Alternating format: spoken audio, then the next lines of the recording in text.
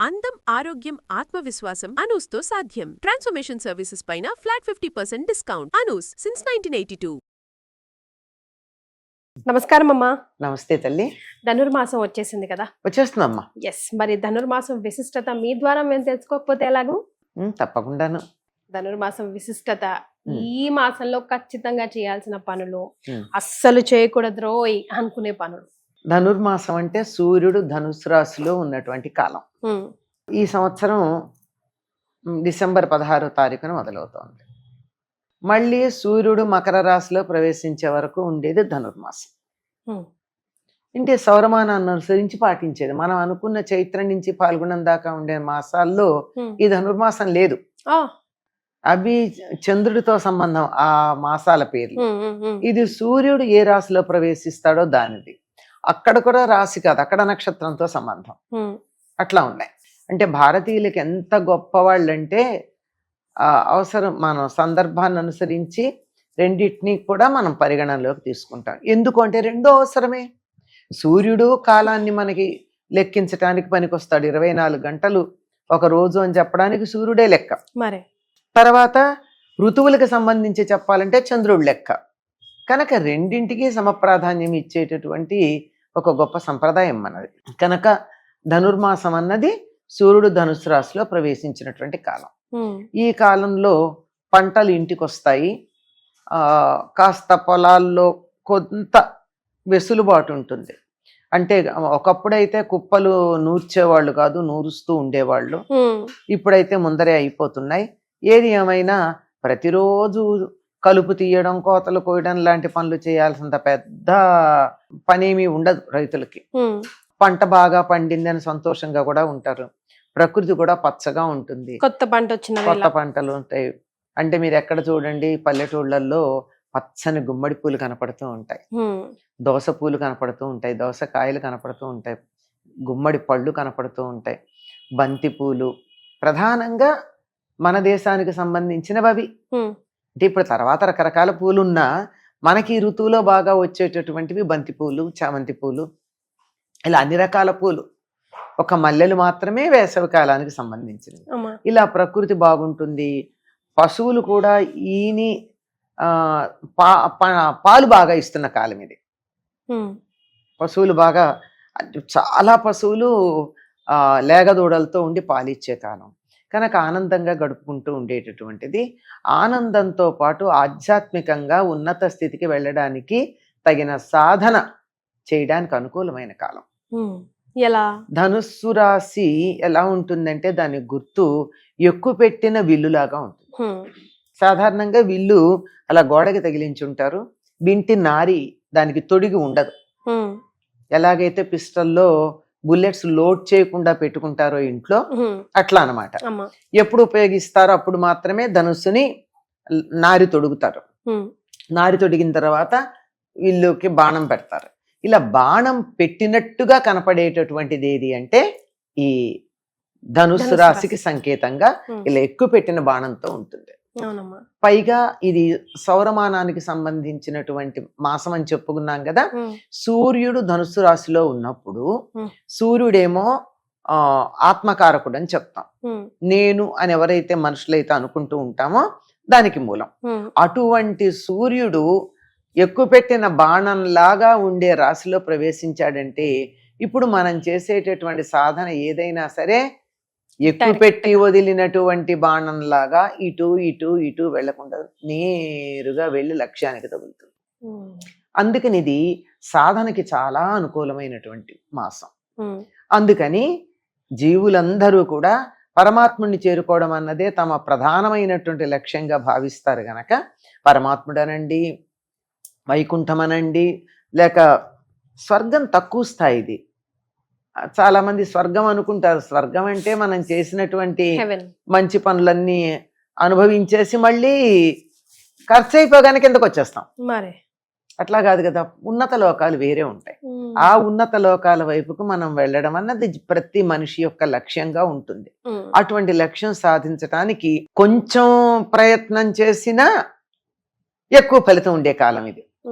అందుకని సాధన చేయమన్నారు. ఈ సాధన కూడా ఎట్లా చెప్పాలి, ఇది ఆనందంగా చేసేది.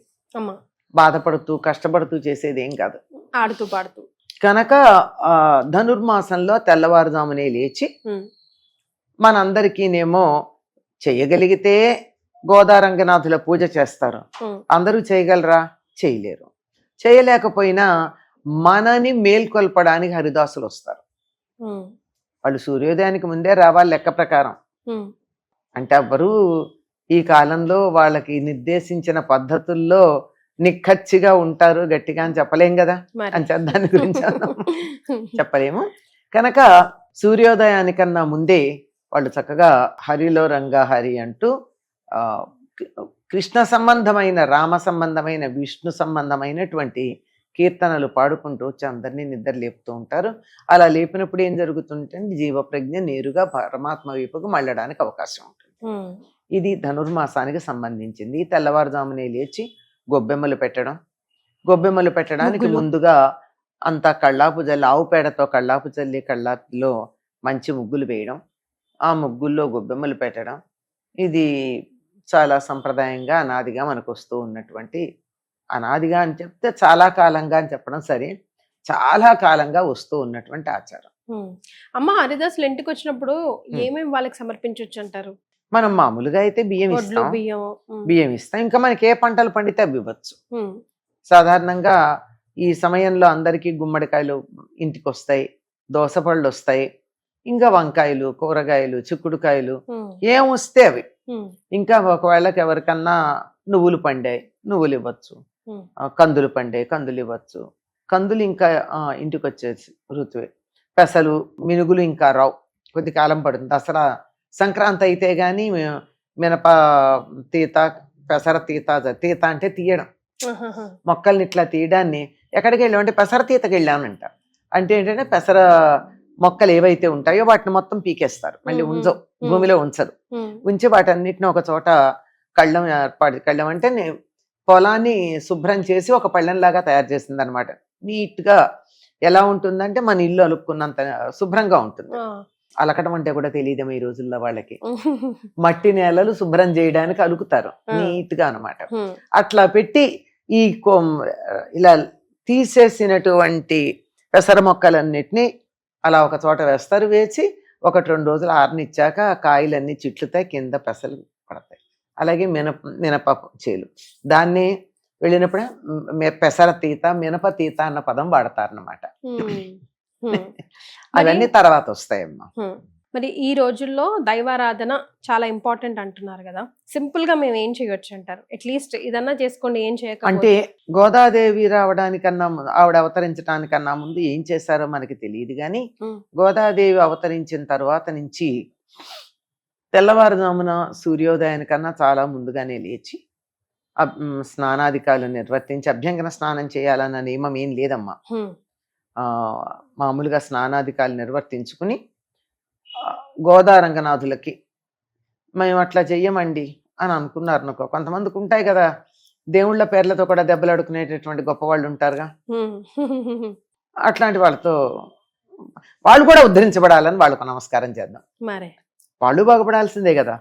ఎవరితోనూ మనకెందుకు శత్రుత్వం, వాళ్ళకుంటే ఉందేమో కానీ మనకి లేదుగా. చెప్పారు. కనుక ఎవరికి నచ్చిన దైవాన్ని వాళ్ళు ఆరాధించుకోవచ్చు. దాంతో పాటుగా ఇంట్లో దీపం పెట్టి పూజ చేయడంతో పాటుగా సూర్యోదయానికన్నా ముందే తులసి దగ్గర దీపం పెట్టాలి. ఇంట్లో పూజ అయ్యాక సుమా, ఇంట్లో పూజ అయ్యాక తులసి కోట దగ్గర దీపం పెట్టి నక్షత్రాలకి నమస్కారం చేసుకోవాలి. అంటే నక్షత్రాలు ఉండగా ఇదంతా అయిపోవాలి. శ్రీ వైష్ణవ సంప్రదాయంలో అయినట్టయితే తప్పనిసరిగా ఏదైనా ప్రసాదం చేసి నైవేద్యం పెడతారు. తులసి చెట్టు దగ్గర, తులసి దగ్గర కాదు, లోపల తులసికో బెల్లం ముక్కో అరటి పండు ఏముంటే అది ఒకటి పెట్టుకుంటాం అంతే. తులసి దగ్గర దీపం పెట్టి, తులసి పూజా విధానం ఉంది. తులసిని కూడా తులసి అమృత జన్మాసి అంటూ ఆవిడికి కూడా స్తోత్రాలు చేసి షోడశోపచార పూజ చేస్తారు కొంతమంది. లేదండి మేమంతా చేయలేము కానీ ధ్యానావాహనాది పూజ సమర్పయామి అని చెప్పి మనసా సమర్పయామి. అమ్మ తులసి దేవి అయిన మహా అని చెప్పుకుంటారనమాట. తులసీ దేవత అయిన మహా అంటే అందులో దామోదర సహిత, దామోదరుడు ఉంటాడు తులసిలో. దామోదర సహిత తులసీ దేవత అయిన మహా ధ్యాయామి, ధ్యానం సమర్పయామి, ఆవాహయామి, ఇలా చక్కగా 2 నిమిషాల్లో చెప్పేసుకుంటూ ఉంటాను. ఏది ఏమన్నా చేయగలిగితే చక్కగా చేయొచ్చు, లేదా భావన మాత్రంగా లఘువుగా కూడా చేసుకోవచ్చు. ఇది చేస్తారమ్మా. దీంట్లో మాత్రం ప్రధానంగా ముగ్గులు, కళ్ళాపి, గొబ్బెమ్మలు ప్రధానంగా ఈ నెలంతా చేస్తారు. ఈ నెలంతా చేస్తారు గనక వీటికి నెలపట్టడం అనే పేరుంది. డిసెంబర్ 16వ తారీఖు నుంచి నెలబట్టారండి అంటారు. అంటే ఈ నెల అనే వ్రతం మొదలు పెట్టాం అనమాట. మరి. ధనుర్మాస వ్రతం అన్నది మొదలు పెట్టాం. అంటే వాడకంలో ఎలాంటి పదాలు వచ్చేస్తాయో చూడండి. ఇందులో సంస్కృతం లేదు, ఏమీ లేదు, మామూలుగా వ్యవహారంలో ఉండేవి. అంటే ధనుస్సు రాశిలో సూర్యుడు ప్రవేశించినప్పటి నుంచి మకర రాశిలో ప్రవేశించే వరకు ఉన్న కాలమంతా నెల రోజులు 30 రోజులు ఉంటాయి. ఈ 30 రోజులు వాళ్ళు చేసే పని అది. అంటే సూర్యోదయానికన్నా ముందే చేస్తారమ్మా పూజ. గోదాదేవి కూడా భలే అందగత్తె కదమ్మా. ఆవిడ అలంకరణ కూడా డిఫరెంట్ గా ఉంటది మిగతా వాళ్ళతో చాలా గొప్ప అందగత్తె. అసలు భూదేవి యొక్క అవతారం కదమ్మా. అంచేత భూమి ఎంత సుందరమైనదో, ఎంత వైవిధ్యభరితమైనదో, ఎంత పరిమళ భరితమైనదో, ఎన్ని రంగుల పుష్పాలతో కళకళ ప్రకాశిస్తూ ఉంటుందో భూదేవి అంతగానూ ప్రకాశిస్తుంది గోదాదేవి. సో ధనుర్మాసం చాలా విశిష్టమైన మాసం. మాసం అంతా చేసుకోదగ్గ మాసం. చాలా మాసం అంతా చేస్తాం. నెలపట్టడం అనే పదం వాడతాం. అంటే నెలంతా ఒక వ్రతం లాగా చేయడం. Yes. తప్పనిసరిగా ముగ్గులు, గొబ్బెమ్మలు. హరిదాసులు హరిదాసులు మన చేతుల్లో లేరు, వాళ్ళు వస్తారు. మన చేతుల్లో ఉన్నది ముగ్గులేయడం, గొబ్బెమ్మలు పెట్టడం రోజు. మరి ఎందుకు ఇప్పుడే ఈ ధనుర్మాసంలోనే ముగ్గులు, గొబ్బెమ్మలు ఇవన్నీ వచ్చాయి? ఇంకొక వీడియోలో తెలుసుకుందాం. ధన్యవాదాలు. నమస్తే అమ్మా.